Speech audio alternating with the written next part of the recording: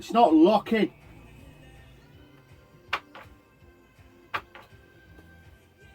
Imagine going around a roundabout. It's not locking. My guess, I don't know about your guess, but my guess is there's a spring in there to push it down to lock it. Just keeps going up. So I'm thinking the spring's not springing, it's unsprung itself. So let's take this off. Can we take this off?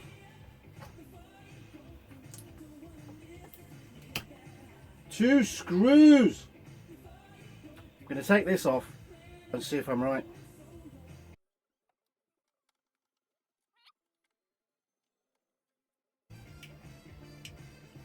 Well, that's easy, isn't it? Alright, let's get it on the bench.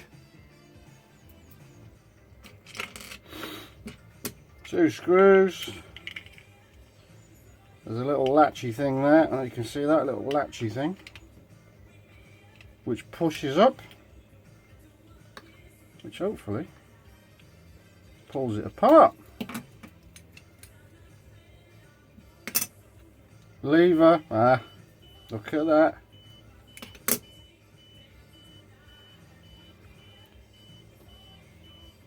My spring's broken.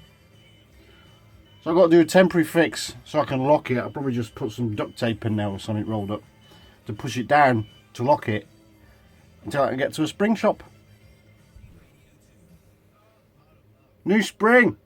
Gonna put the spring in, put it back on, work then. I bet you.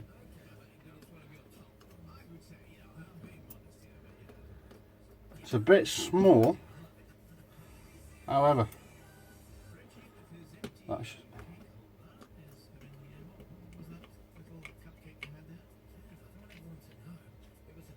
I'll do. What's wrong with that? Right, let's get it back in the fridge. See if it works.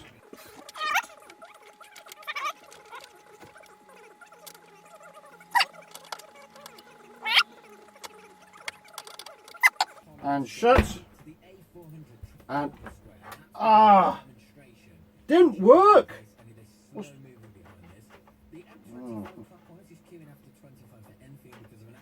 Doctor, something's not right.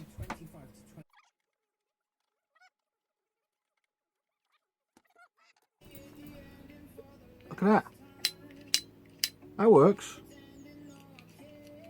When you screw it too tight, it doesn't, so I think it's just the tightness.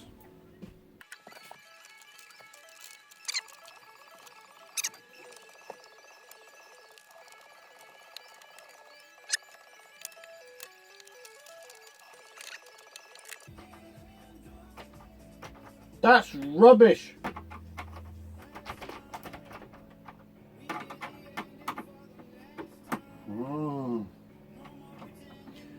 Houston, we have a problem. We're used to hearing government double speak, but we need to see if they're really interested in dialogue and listening to the voice. I'm liking the look of that. Stick this back on.